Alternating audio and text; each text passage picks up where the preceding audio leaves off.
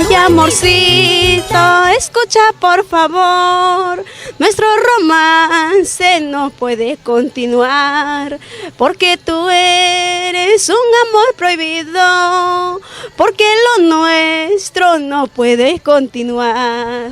Hay una canción para todos los prohibidos. ¿Y cómo así ese tema te inspiraste? ¿En qué tiempo haces ese tema?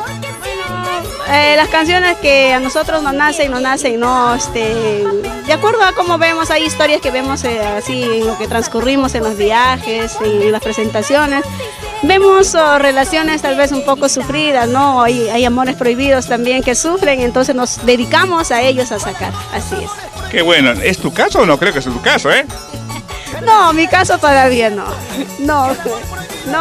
realmente lo hice este caso en una amiga, ¿no? Que yo vi la relación un poco complicada, entonces llegamos a inspirarnos esta canción.